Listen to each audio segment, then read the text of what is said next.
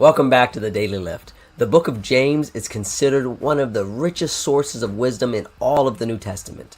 James is believed to be Jesus' half-brother, writes with practical, down-to-earth advice on living out our faith. So let's see why this letter is a treasure trove of wisdom and why we should be studying it every day. First off, wisdom begins with asking. James starts off telling us if anyone lacks wisdom, let him ask of God. This is so profound because wisdom isn't just for the elite or the educated.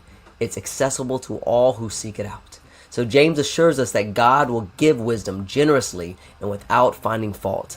And this sets the tone for the entire letter because wisdom is accessible, but we have to ask for it. James says we can find wisdom through our trials.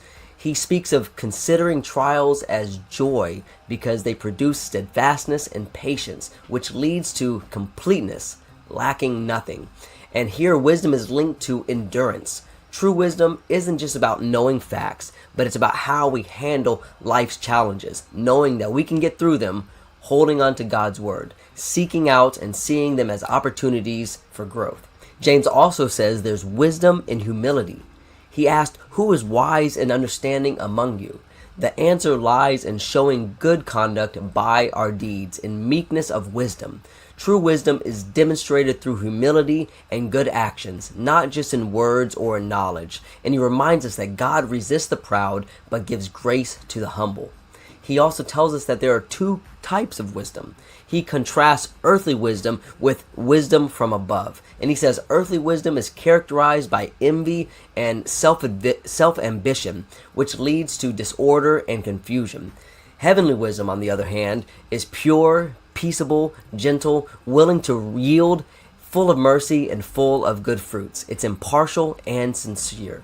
This passage is crucial for understanding what godly wisdom looks like in our daily interactions. James also says that there's wisdom in our speech. He warns about the tongue's power in chapter 3, and controlling our speech is a mark of wisdom. It's not just about what we say, but how we say it. So wisdom guides our words to bring healing and building rather than harm and destruction. There's also wisdom in our actions. James in chapter 2 emphasizes faith through our works.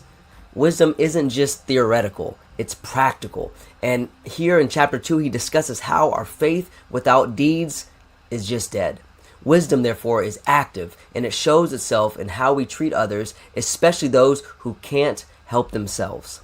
Lastly, there's wisdom in patience. In the last chapter, chapter 5, James speaks of patience in suffering and uses the prophets and Job as examples. Wisdom teaches us to wait on God and trust His timing and His justice. Patience isn't just about passive waiting, but it's active trust in God's sovereignty, and He is in control. So the letter of James is a manual for living wisely. He teaches us that wisdom isn't just about solving problems, but it's for living life in the way that honors God. It's about asking, enduring, and acting humbly, speaking wisely, and waiting patiently. So if you're seeking wisdom, visit this inspired letter from James, and let its practical wisdom shape your life, transforming how you think, speak, and act. Remember, wisdom from above is available to all who ask and seek after it. So ask often, let James guide you in applying this wisdom daily, and as always, go lift somebody up.